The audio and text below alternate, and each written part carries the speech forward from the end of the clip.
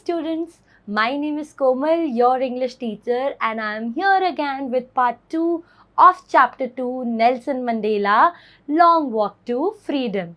So in the last part, we actually read about the inauguration ceremony. Where did it happen? And in this part, we will be looking at certain ideals that Mandela is going to set for the free South Africa, and we'll be looking at the different sort of struggle that people of South Africa went through in order to get emancipated of apartheid system. कैसे उन्हें freedom milli? We'll be looking at the military display and loyalty, how different forces of military they came and they saluted Mandela, they honored Mandela of becoming the first ever black president of South Africa, and we'll be somehow looking at the message of hope and human unity. मैंने बताया था last वाले part में कि अब Mandela stage पे podium पे आ जाता है, एंड पोडियम पे आने के बाद वो क्या करता है, he is now going to give a speech. तो उसी स्पीच को पढ़ेंगे. उससे पहले let us quickly look at the competency based learning of this particular video. So we'll be looking at future goals and the acknowledgement of community. We all know that we are surviving in the world with every day. We are every day we are planning for future. Every day we are having a set goal in our mind and we are working towards that goal. हम लोग रोज़ एक नया goal set करते हैं और उसी गोल की तरफ हम काम करने में जुट जाते हैं, और ऐसे ही हमारी लाइफ चलती जा रही है. तो what these goals actually mean in your life, and then we'll be looking at the acknowledgement of community. बिना community support के अगर आप इस world में exist कर रहे हो, तो without the support of your peers, without the support of your community, you cannot actually exist in this world. तो उनके efforts को, society के efforts को, community के efforts को acknowledge करना और उसे praise करना हमारी life में बहुत ज़्यादा ज़रूरी होता है. इस वीडियो से हम ये वैल्यू सीखेंगे और उसके साथ साथ हम नेशनल एंथम की सिग्निफिकेंस सीखेंगे कि कैसे किसी भी कंट्री के लिए, किसी भी रेस के लिए, किसी भी कम्युनिटी के लिए उनका जो नेशनल एंथम होता है, जो भी नेशनलिस्ट होते हैं, पेट्रियट्स होते हैं, कम्युनिटी के लोग होते हैं, सिटीजन्स होते हैं, उनके लिए नेशनल एंथम कितना इंपॉर्टेंट है और क्या सिग्निफिकेंस वो प्ले करता है किसी की भी लाइफ में. This is what you are going to learn in this video.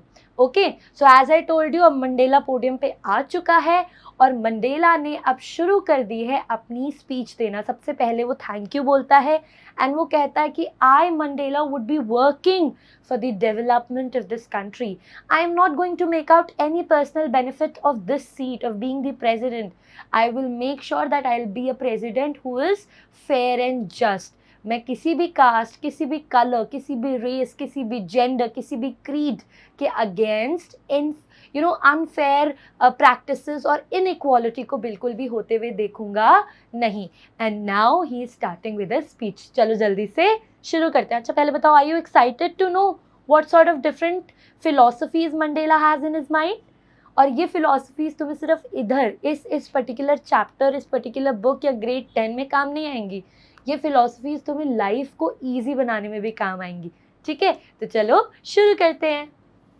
Today all of us, by our presence here, confer glory and a hope to newborn liberty out of the experience of an extraordinary human disaster. You have to remember this line, that lasted too long, must be born as a society which all humanity will be proud. So now Mandela is saying कि आज हम सब यहाँ इकट्ठा हुए हैं. We all are here to witness the newborn liberty of the world. यानी कि वर्ल्ड में अब एक ऐसी नई कंट्री आई है. मतलब साउथ अफ्रीका एग्जिस्ट तो करती थी, लेकिन साउथ अफ्रीका को नया क्यों कहा जा रहा था? क्योंकि आज से पहले साउथ अफ्रीका रेशियल रेजिमेंटेशन पे वर्क करती थी, इन इक्वालिटी, लोगों के पास फ्रीडम नहीं थी, जस्टिस नहीं होता था. लेकिन अब मंडेला ने कहा कि फाइनली हम लोग आए हैं यहाँ पर, हम सब इकट्ठा हुए हैं और हम सब ये देख सकते हैं कि फाइनली साउथ अफ्रीका एक लिबर्टेड नेशन है, एक ऐसा नेशन है जिसमें इक्वालिटी और जस्टिस सब लोगों के पास है, irrespective of their race, irrespective of their skin colour. और कह रहे कि ये जो ग्लोरी है, ये जो आज भगवान ने हम पे ये जिस तरीके का एक नया सूरज उगा है साउथ अफ्रीका का, let it shine every time.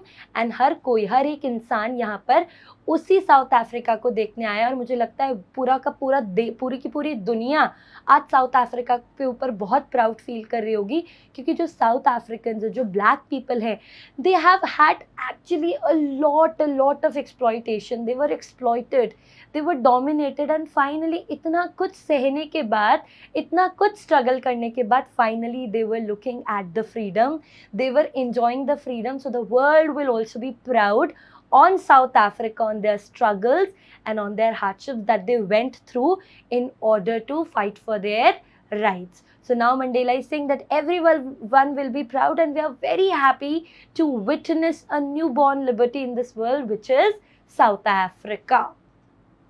We who were outlaws not so long ago have today been given the rare privilege to be host to the nations of the world on our own soil. Outlaws का क्या मतलब होता है, जिससे कि मैं तुम्हें एक बहुत छोटे एग्जाम्पल से समझाती हूँ. इंडिया है, इंडिया क्या करती है, इंडिया एक अगर एशिया में इंडिया की तुम इमेज देखोगे तो वो बिगर ब्रदर की इमेज है. A person who never a country, not a person, a country which never attacks but always defence. ये इंडिया की इमेज है. अब इंडिया की कुछ आइडियोलॉजी है एज अ कंट्री, कोई परसेप्शन है. अब अगर इंडिया के परसेप्शन किसी आसपास की कंट्री से मैच नहीं होंगे तो इंडिया क्या करेगी, उस कंट्री से अपने सारे डिप्लोमेटिक टाइज, कॉन्फ्रेंसेस में आना, कंट्रीज़ के लोगों को बुलाना, वीज़ास को अप्रूव करना, उसके बाद एक्सपोर्ट इम्पोर्ट, ये सारी चीज़ें क्या होती हैं, हम डिप्लोमेटिक टाइज करते हैं. जैसे कि तुम दो लोग होते हो, तुम्हारे बीच में फ्रेंडशिप होती है, एक रिलेशन होता है, वैसे दो कंट्रीज़ के बीच में जो रिलेशन होता है उसे हम क्या कहते हैं, डिप्लोमेटिक रिलेशन. ओके, तो इंडिया क्या करेगी, फॉर एग्जाम्पल पाकिस्तान की आइडियोलॉजी मोर और लाइक रेडिकलिज्म पे है, और इंडिया रेडिकलिज्म को बिल्कुल भी सपोर्ट नहीं करता, और इसी की वजह से इंडिया और पाकिस्तान के जो डिप्लोमेटिक टाइज हैं वो बिल्कुल क्या हो चुके हैं, ख़त्म हो चुके हैं. अब आउटलॉ का मतलब यही होता है जब एक कंट्री वर्ल्ड लेवल पे दूसरी कंट्री से क्या कर दे, अपने डिप्लोमेटिक रिलेशंस ख़त्म कर दे, तो उसे हम क्या कहते हैं, आउटलॉज. नाउ मंडेला कह रहा है अपनी स्पीच में कि हम साउथ अफ्रीका के अराउंड द वर्ल्ड, जितनी भी अराउंड द वर्ल्ड, उसमें जितनी भी कंट्रीज़ थी, उसके आसपास की जितनी भी नेबरिंग कंट्रीज़ हैं, इनफैक्ट बड़ी बड़ी जो वर्ल्ड की कंट्रीज़ हैं, उन सब ने साउथ अफ्रीका से डिप्लोमेटिक रिलेशंस ख़त्म कर दिए थे. अब ऐसा क्यों किया था, क्योंकि साउथ अफ्रीका में पहले कौन सा सिस्टम था, there was a racial system, racial government थी. और क्योंकि लोग इस रेशियल गवर्नमेंट को, क्योंकि और कंट्रीज़ इस रेशियल गवर्नमेंट को सपोर्ट नहीं करती थी, इसकी वजह से उन्होंने और कंट्रीज़ ने क्या किया, साउथ अफ्रीका से अपने टाइज ख़त्म कर दिए. तो यहाँ पर मंडेला सबको थैंक यू बोल रहा है और बता रहा है कि पिछले कुछ सालों से, मतलब ऑलमोस्ट बहुत टाइम से सारी कंट्रीज़ ने, सारी बड़ी कंट्रीज़ ने और नेबरिंग कंट्रीज़ ने हमसे अपने डिप्लोमेटिक रिलेशंस ख़त्म कर दिए थे, लेकिन क्योंकि अब हम एक जस्ट एंड फेयर गवर्नमेंट हैं, क्योंकि अब ये डेमोक्रेटिक सरकार है, नॉन रेशियल सरकार है, तो उन सारी कंट्रीज़ के सारे लीडर्स आए and they all are here to resume the diplomatic relations. अब दो चीज़ों में बहुत कन्फ्यूजन होगी. CBSE में एक क्वेश्चन आता है, why the world leaders were there in South Africa. First तुम्हें ये याद रखना है, they were there to witness the installation of democratic and non racial government. वो लोग वहाँ गए क्यों थे, वो गए थे ताकि वो इंस्टॉलेशन, सेलिब्रेशन और इनॉग्रेशन को अटेंड कर सके. अगर ऑप्शन में ये मिला टू रिज्यूम डिप्लोमेटिक रिलेशंस, तो वो ऑप्शन गलत होगा. याद रखना, वो वर्ल्ड लीडर्स वहाँ पर उस सेलिब्रेशन और इनॉग्रेशन को देखने गए थे, एंड साथ के साथ डिप्लोमेटिक रिलेशंस ऑटोमेटिकली उसके बाद स्टार्ट हो गए. तो अगर ऑप्शन में ये दोनों आएंगे तो तुम किसको टिक करोगे, to witness the installation of first ever democratic government. I hope I made myself clear. So now Mandela said that now we are accepted member of the world. Now we are a country which is accepted by every other country, because now we do not have racial government. We have a democratic government.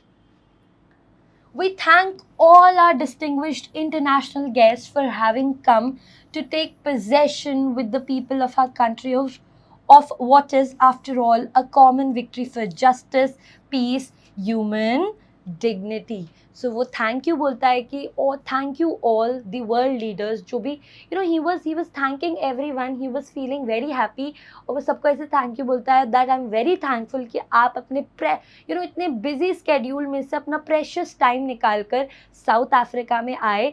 और यहाँ पर जब आप आए, और आप क्यों आए थे? To witness the installation of the government, to see the falling of apartheid system and to see a newborn South Africa, to witness a newborn South Africa। और वो कह रहे हैं जब आप सब आए, it is actually a common victory of humanity। ये सिर्फ साउथ अफ्रीका या ब्लैक्स पीपल की विक्ट्री नहीं है, it is the victory, a common victory of people who profess the idea of humanity, जो ह्यूमैनिटी का साथ देते हैं, जो ह्यूमैनिटी के बारे में सोचते हैं। He said this is the common victory of justice, peace and human dignity। I hope ये कुछ लाइंस तुम याद करोगे। अभी मैं क्वेश्चन भी कराऊंगी, जैसे ही उसके आइडियल्स कंप्लीट हो जाएंगे उसके बाद भी हम पढ़ते रहेंगे, ठीक है? Let us move further। We have at last achieved our political emancipation. We pledge ourselves to liberate all our people from the continuing bondage of poverty, deprivation, suffering, gender and discrimination. Okay. Now Mandela is saying कि as I am here, I can finally see that South African people have not only achieved the freedom, but now they're allowed to participate in the voting and to elect, to just give their candidature for the elections। यानी कि अब वो elections में खुद खड़े भी हो सकते हैं और वोट भी दे सकते हैं। तो कहीं ना कहीं उनके लिए एक बहुत बड़ी पॉलिटिकल विक्ट्री भी थी।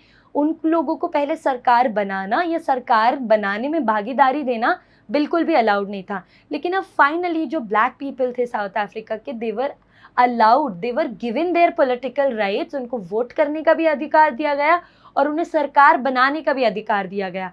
और मंडेला कहता है अब क्योंकि यहाँ पर सरकार फेयर है, क्योंकि यहाँ पर सिर्फ वाइट्स नहीं है, सिर्फ एक रेस के पीपल नहीं है, तो I am promising you all that मेरी सरकार, मेरी गवर्नमेंट, मेरी आइडियोलॉजी, मेरा परसेप्शन सिर्फ और सिर्फ साउथ अफ्रीका के लोगों के डेवलपमेंट के लिए काम करेगा। I will be freeing my people. मैं इस पूरे देश में गरीबी, भुखमरी, ब्लैक्स पीपल तुम कहीं कहीं पार्ट्स ऑफ द वर्ल्ड में देखोगे, क्योंकि वाइट्स ने ये सोच लिया था कि वो उनकी स्लेव्स हैं, तो उनको बेसिक रिक्वायरमेंट्स भी नहीं दी जाती थी। तो इसी वजह से ब्लैक्स बहुत ज़्यादा गरीबी में जी रहे थे। इनफैक्ट बहुत पार्ट्स ऑफ साउथ अफ्रीका में उस टाइम पे बहुत ज़्यादा गरीबी थी अंटिल 1994। अब तो काफ़ी अच्छा देश है, not every part of the country, but yes, कहीं ना कहीं development is really good in South Africa.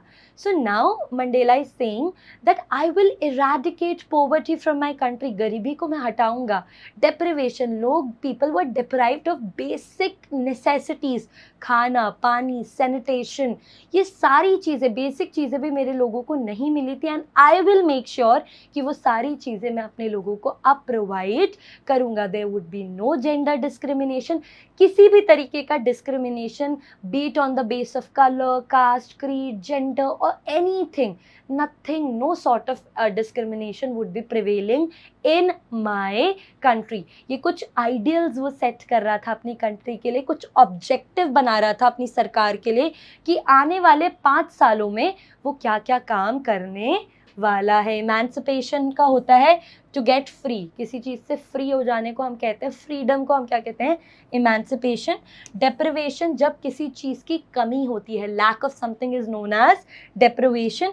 And discrimination, partiality, भेदभाव।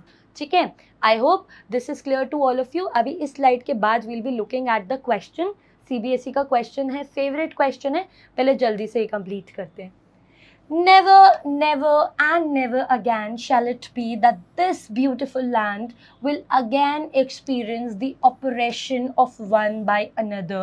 The sun shall never set on so glorious a human achievement. Let freedom reign. God bless Africa. Now Mandela is saying, आज तक हमारे साथ बहुत भेदभाव होता आया है। आज तक जो साउथ अफ्रीका था उसमें ब्लैक्स और वाइट्स के लिए हर चीज़ें अलग थी, लेकिन अब जब ये सन, एक न्यू सन उगा है, एक नया sun, when a new sun has risen up in the sky, the sun of freedom, the sun of equality, the sun of justice, the sun of liberty, human dignity, peace, fraternity. Now the sun shall never set in the glorious country like South Africa. Let these things, let these elements prevail in every corner. अब कभी भी कहीं भी south Africa के nook and corner में भी कहीं भी इनजस्टिस नहीं होगी, कहीं भी वाइट्स एंड ब्लैक्स नहीं होगा. Everyone is made by God. Everyone, every other single man who's existing on this earth is the creation of God. जब भगवान ने भेदभाव नहीं किया तो हमें भी भेदभाव नहीं करना चाहिए. एंड अब कभी भी जो सन, जो सूरज आज उगा है, जो नया इक्वालिटी और फ्रीडम का सूरज है, ये कभी भी डूबेगा नहीं. South Africa will always shine with the rays of freedom and equality. I hope यहाँ तक आपको समझ आ गया होगा.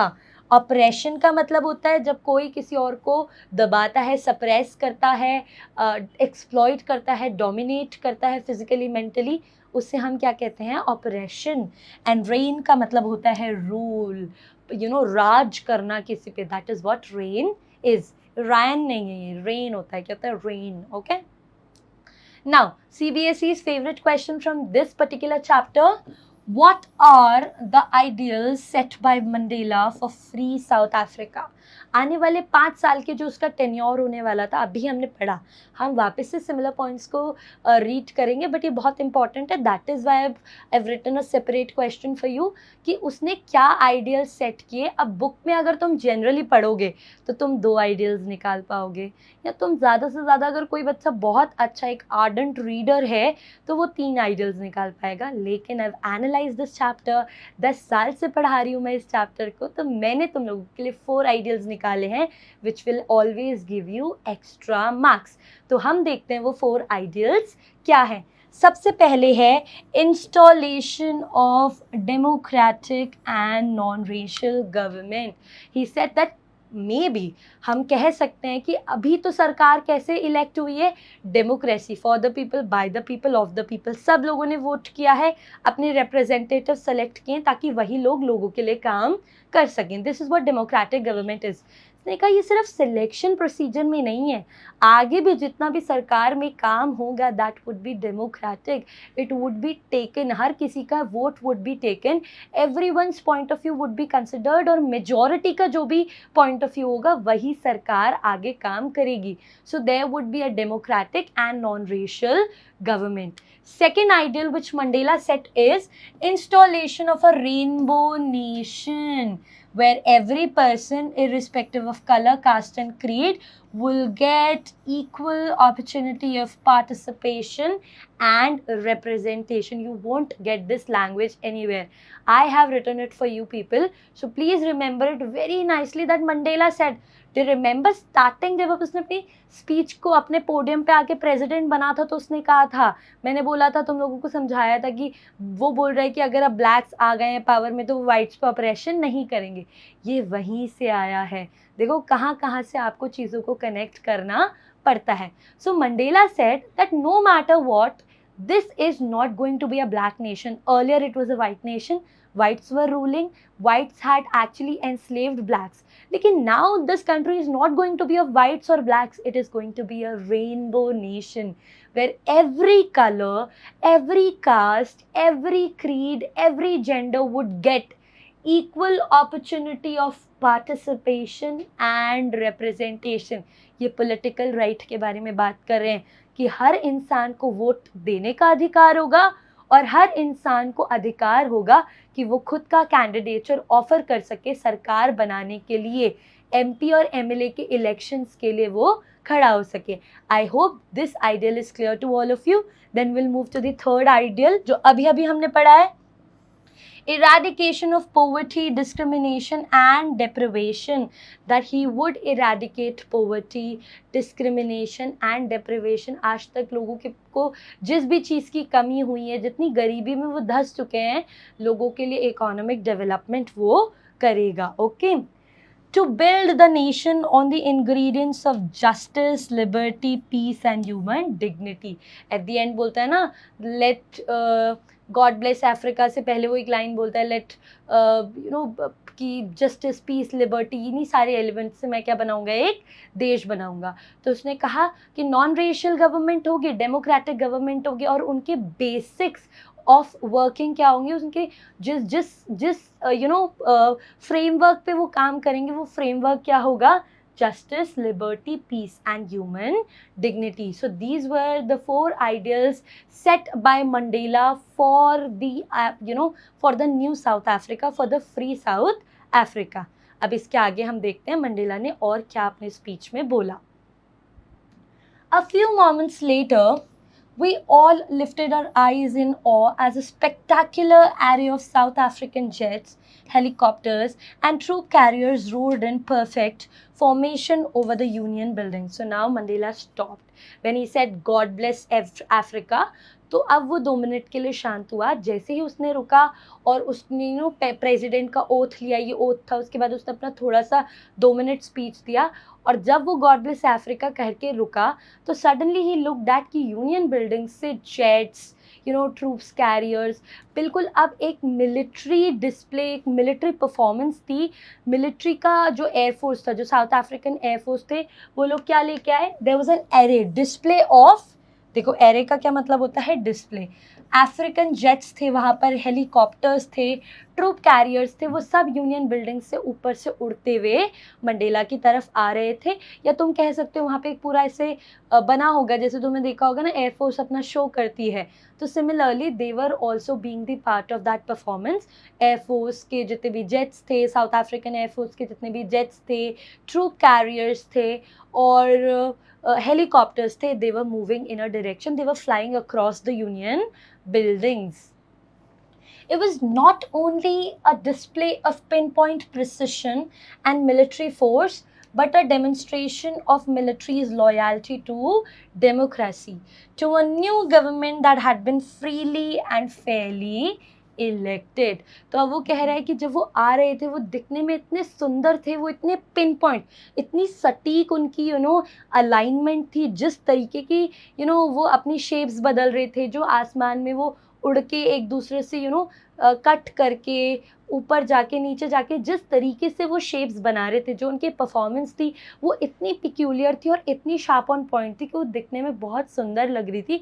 It was actually very beautiful to look at, and he could see finally that these jets and these helicopters, these troop carriers, they could actually feel, उनको देख के ऐसे लग रहा था that they were showing their respect towards the democracy.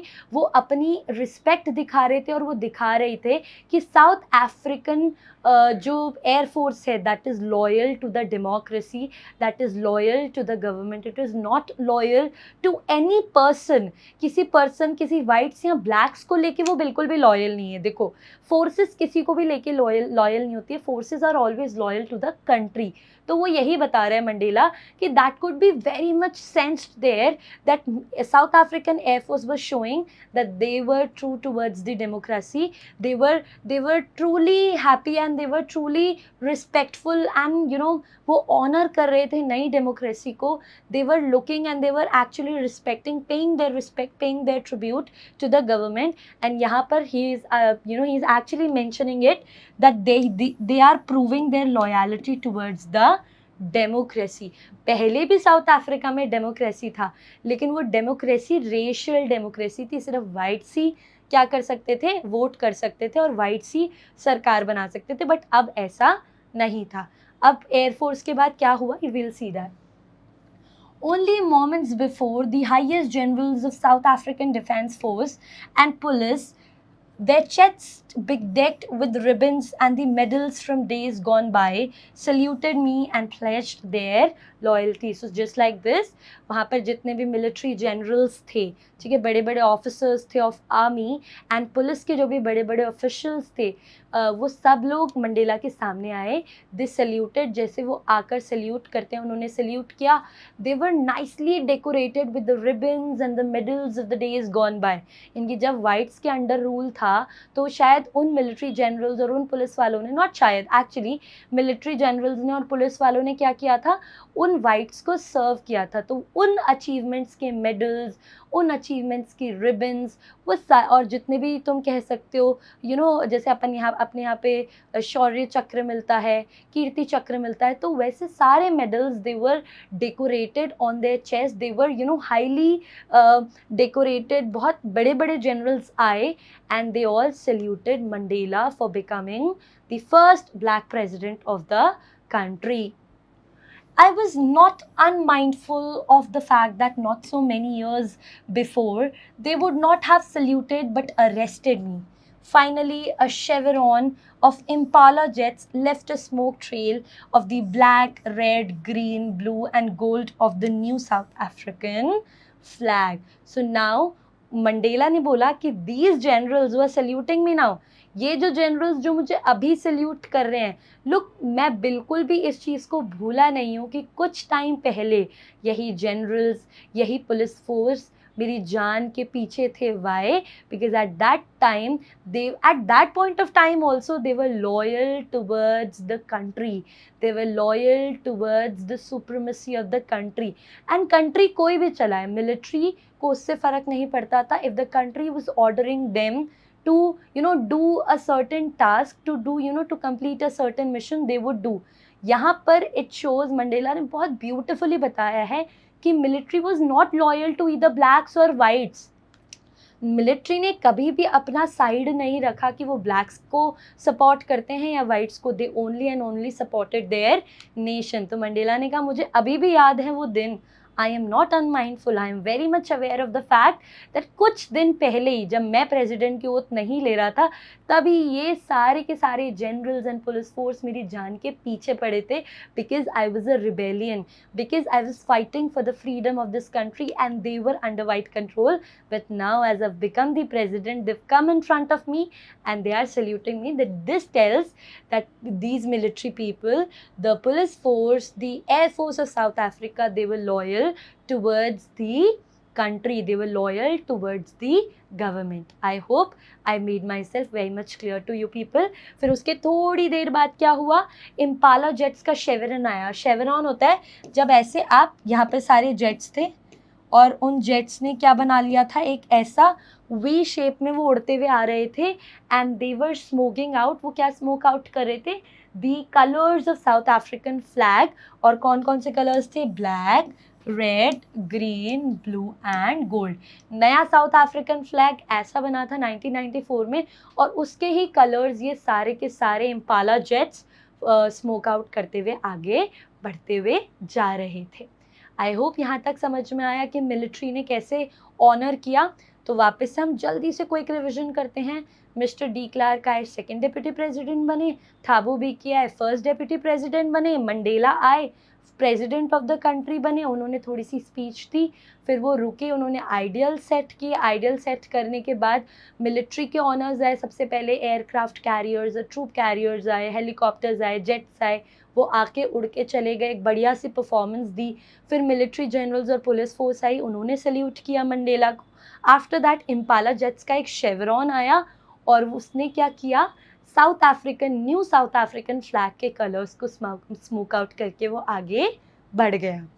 Now will be moving towards the next part कि अब military honours के बाद क्या हुआ. The day was symbolized for me by the playing of our two national anthems and the vision of the whites singing Nkosi Sikelele I Africa and blacks singing Die Stem, the old anthem of the Republic. मैं एक बार इसको पूरा यहाँ पर समझा देती हूँ क्या है. देखो, there are two anthems, 1 and 2. One is Die Stem and second one is Nkosi. Okay, I think this is the spelling. Yes, we call it Kosi, Nkosi. It's African English, very difficult to pronounce. I hope you understand that. Die Stem किसका था? It was old anthem. ये किसका था? Old anthem of whites. ये किसका था? Old anthem था. और ये बनाया किसने था? Whites ने. ये किसका anthem था? It was new anthem and ये था किसका? ऑफ ब्लैक्स, ये ब्लैक्स का था। अच्छा, ये वाला एंथम किसने गाया था? Sung by, it was sung bye blacks. उन्होंने अपना एंथम क्या कर दिया था? स्विच कर दिया था, and this was sung by whites.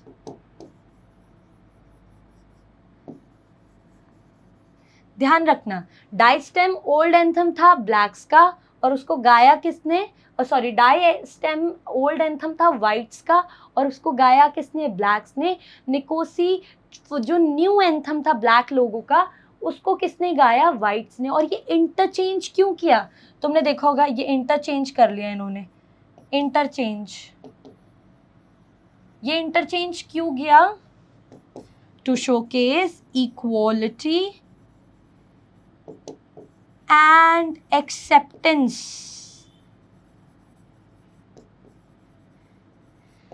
किस चीज को दर्शाने के लिए इन्होंने ये क्या? ये दिखाना चाहते थे कि now we are equal. Blacks ने व्हाइट्स का एंथम गाया, व्हाइट्स ने ब्लैक्स का, एक दूसरे के प्रति एक्सेप्टेंस और इक्वालिटी को दर्शाने के लिए इन्होंने क्या किया? अपना एंथम इंटरचेंज किया और आपस में गाया। आई होप ये तुम्हें समझ में आया होगा। ये क्वेश्चन आएगा, why the two national anthems were sung and why they interchanged, because so you can simply write so that they can showcase the element of equality and acceptance of each other's race, कि finally अब हमने एक दूसरे को race, एक दूसरे की race को एक्सेप्ट कर लिया है। तो यही सब इस पूरे स्लाइड पे लिखा है। अभी आगे भी वही है, थोड़ा सा और एक्सप्लेन करती हूँ।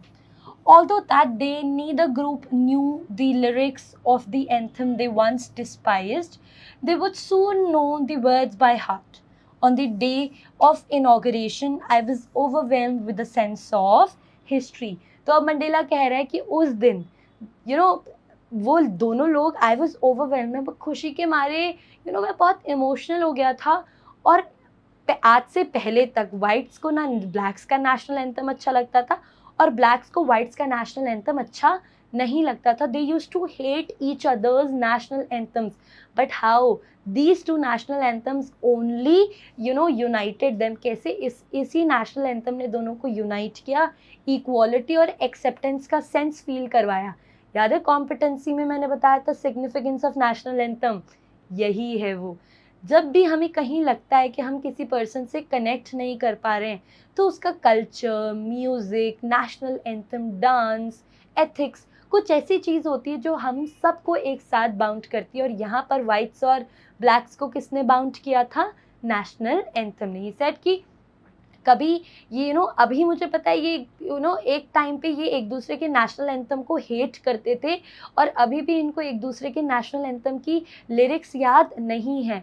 बट एक समय ऐसा आएगा साउथ अफ्रीका में where they would learn the national anthems of each other race by heart, जब वो एक दूसरे का नेशनल एंथम दिल से याद कर लेंगे। And he says that I have experience the biggest day in history, जहाँ पर हम लोग वाइट्स के सामने खड़े नहीं हो सकते थे, अब फाइनली खड़े होके हम उनका नेशनल एंथम गा रहे थे। This was the biggest day in the history of south Africa for the black people. In the first decade of the 20th century, a few years after the bitter Anglo-Boer War and before my own birth, the white-skinned people of South Africa patched up their differences and erected a system of racial domination against the dark-skinned people of their own land. देखो ये book में ही है peoples, वैसे peoples कोई word नहीं होता है, लेकिन मंडेला ने लिखा है तो we have to read. अपने आंसर्स में peoples मत लिख के आना। अब यहाँ मंडेला कह रहा है कि देखो हमने पहले ये अपार्टाइड सिस्टम का बर्थ कैसे हुआ। उसने कहा एंग्लो बोयर वॉर हुई थी, ठीक है। जब ये एंग्लो बोयर वॉर ख़त्म हुई थी तो सडनली ख़त्म होने के बाद जब एक्चुअली ब्लैक्स हार गए थे, तो उन लोगों ने, south African people, when they could not even sustain themselves in the war, जब वो हार गए तो फाइनली उस हार से इन इंग्लिश लोगों ने, इन अंग्रेज़ी लोगों ने, वाइट लोगों ने एक सिस्टम निकाला। उस सिस्टम को इन लोगों ने क्या बोला, अपार्टाइड सिस्टम, और ये कहा कि अब रंग के आधार पे अधिकारों का विभाजन होगा। अगर कोई सफ़ेद रंग का है तो उसे सारे अधिकार मिलेंगे, और कोई काले रंग की स्किन रखता है तो उसे कोई भी अधिकार नहीं मिलेगा, और उसको एनस्लेव किया जाएगा, उसको बंधुआ मजदूर बनाया जाएगा। तो this is how the birth of apartheid actually took place. The structure they created formed the basis of one of the harshest, most inhumane societies the world has ever known. वो कह रहा है कि जो सिस्टम उन्होंने बनाया, मे भी उन्होंने जिस भी वे से बनाया, बट जिस तरीके का एक्सट्रीम हार्शेस्ट सिस्टम ये था, एक्सप्लॉयटेशन जिस रेट पे आती थी, जिस तरीके से लोगों ने एक स्ट्रगल्स किए हैं, सप्रेस हुए हैं, उनके ऊपर ऑपरेशन किया गया है, दैट वाज टोटली इनह्यूमेन। ऐसा कभी भी किसी भी इंसान को अपने लाइफ टाइम में फेस नहीं करना चाहिए। उनको खाना अच्छे से नहीं देते थे, उन्हें बंधुआ मजदूर बना के रखते थे, उनके स्कूल, चर्च, रोड सब अलग थे। Whites were so powerful at that point of time कि वो किसी भी ब्लैक के घर में जाते थे और उसकी वाइफ का रेप कर देते थे। दे वर सो उस टाइम पे अपार्टाइड के सिस्टम में ट्रांसपोर्टेशन सबके अलग होते थे, even if they are travelling in the same bus, whites और black, so they were not allowed to sit on the seat. उनको सीट पे बैठने का अधिकार नहीं था, उनको खड़े होकर ट्रैवल करना था, उनको हमेशा एक आईडी कार्ड पहन के चलना होता था, उनको मतलब बहुत ही हार्शेस्ट सोसाइटी थी। खुद की ही कंट्री में मजदूर बन के रहना, किसी भी तरीके का कोई राइट नहीं होना। He said this was the most inhumane societies I have ever experience और the world could ever have. पूरी दुनिया में इससे ज़्यादा इनह्यूमेन सोसाइटी नहीं हो सकती थी। Now, in the last decade of the 20th century and my own 8th decade as a man, the system had been overturned forever and replaced by one that recognized the rights and the freedoms for the people regardless of the color of their skin. अब वो बोल रहा है कि अब इस 20th century में, जब मैं खुद भी 80 साल का हो चुका हूँ, वो बोल रहा है ना कि मेरे बर्थ से पहले ये सिस्टम आ गया था। He was born in 1918 I guess, मुझे अच्छे से ईयर याद नहीं, बट तुम लोग चेक कर लेना। तो इसे कि मेरे बर्थ से पहले भी ये सिस्टम चला आ रहा था, और अब फाइनली जब मैं 80 साल का हो गया हूँ, when I am in my 8th decade as a human, finally I could see that this system is being repealed. इसको हटा रहे हैं और एक्चुअली लोगों के राइट्स को, लोगों को इक्वल समझा जा रहा है, और अब एक ऐसा सिस्टम आ रहा है जो कि फेयर एंड जस्ट है, जो कि इक्वल है, जिसमें जस्टिस है, जिसमें लिबर्टी है, जिसमें ह्यूमन डिग्निटी है। आई होप आप लोगों को यहाँ तक ये पार्ट, इस चैप्टर का ये पार्ट अच्छे से समझ में आया होगा। इसमें आइडियल्स इम्पॉर्टेंट है, नेशनल एंथम इम्पॉर्टेंट है, और जिस तरीके से मंडेला कह रहा है कि that was the biggest human disaster, वो क्वेश्चन हम डिस्कस कर लेंगे। These 3 things are very much important in this chapter. Let us quickly see the comprehension check. At the beginning of his speech, Mandela mentions an extraordinary human disaster. देखो मैंने जो अभी बताया था extraordinary human disaster वाला, ये वही question, it's very important, okay? What does he mean by this? What is the glorious human achievement? He speaks of that at the end. At the beginning of his speech, Mandela mentions an extraordinary human disaster. Mandela अपनी speech के शुरुआती में ही बोलता है कि we have suffered, we've come across an extreme human disaster. बहुत बड़ा human disaster था जिसका नाम क्या है? You tell me. Yes, wonderful, my champions. Apartheid system, the system of racial regimentation. By this, he means the white rule in South Africa over the blacks. It lasted very long. It was really a disaster of white men ruling over the black. उससे उसका मतलब था apartheid system, जिसपे whites rule करते थे blacks पे on the basis of their skin color, और वो उनको बहुत ज़्यादा exploit करते थे। He's talking about apartheid, that is political system that separates people according to their race. वो apartheid की बात कर रहा है जो कि लोगों को विभाजित करता है उनकी स्किन कलर के आधार पे। It segregates people on the basis of the color of their skin. The glorious human achievement is getting political independence from the white rule by the black natives, and the formation of the first democratic non racial government. वो जो बोलते हैं ना, on so glorious land of south Africa, God bless Africa, उसका क्या मतलब है कि फाइनली साउथ अफ्रीकन ब्लैक्स को फ्रीडम मिल चुकी है फ्रॉम वाइट्स रूल. एंड अब जो गवर्नमेंट है वो क्या है, नॉन रेशियल है, डेमोक्रेटिक है. everyone will be given equal opportunity of participation and representation in everything. हर किसी को इक्वालिटी मिलेगी, लिबर्टी मिलेगी, पीस मिलेगी, जस्टिस मिलेगी और ह्यूमन डिग्निटी भी मिलेगी. ठीक है, next question will see, what do the military generals do, how has their attitude changed and why. ये क्वेश्चन मैंने अभी हमने पार्ट पढ़ा था, क्वेश्चन में देखते हैं इसका आंसर क्या होगा. The military generals saluted Mandela and pledged their loyalty. तो मिलिट्री जो जनरल्स थे उन्होंने क्या किया, मंडेला को सल्यूट किया एंड उन्होंने अपनी कमिटमेंट दी मंडेला को. They have pledged there loyalty towards the government, towards the seat of the supremacy of the south Africa. Their attitude changed because earlier they also followed the white supremacy, and because of that they once arrested Mandela when he was protesting against it. Because military was loyal towards the government, because military is always and always loyal towards the country and the government. सो उस time पे क्योंकि Mandela rebel था, क्योंकि वो एक patriot था, एक anti apartheid activist था, तो इसलिए क्या किया था, मिलिट्री ने उसे अरेस्ट कर लिया था और उसी के बारे में यहाँ पे हमें बताया जा रहा है. But now in the new formed government they were loyal for the president and the Republic. क्योंकि अब अभी भी मिलिट्री पहले भी देश के लिए लॉयल थी और सरकार के लिए लॉयल थी, और मिलिट्री अभी भी देश और सरकार के लिए लॉयल है.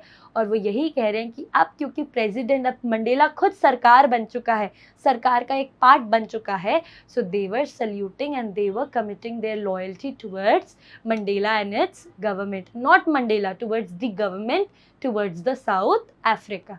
I hope this question is clear to all of you. We'll quickly look at the learning outcome of this particular video. Ethical principles and leadership. हमने देखा how Mandela's leadership proved to be a turning stone for South Africa. कैसे Mandela की leadership में और बहुत सारे patriots की leadership में, क्योंकि they were ethical, they were supporting the right, because they were working for a good cause, because they were noble in their intentions. So यहाँ पर हमने देखा अगर कोई पर्सन, कोई leader, if he is having ethics, if he or she has principles, if he or she has morality, and if he or she has effective leadership, then you can turn anything into your success. And this is what we learned from this particular video. Now I'll be quickly assessing you people. There are 2 questions. I'll be giving you 5 seconds ka timer. What was the main theme of Nelson Mandela's speech during the inauguration?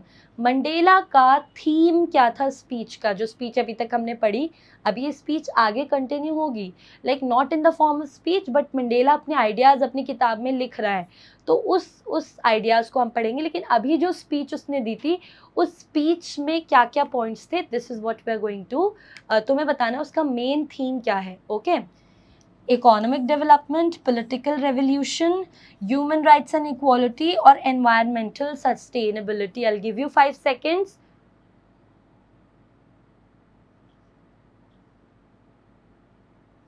Five seconds are over. So the answer is, you all are absolutely correct.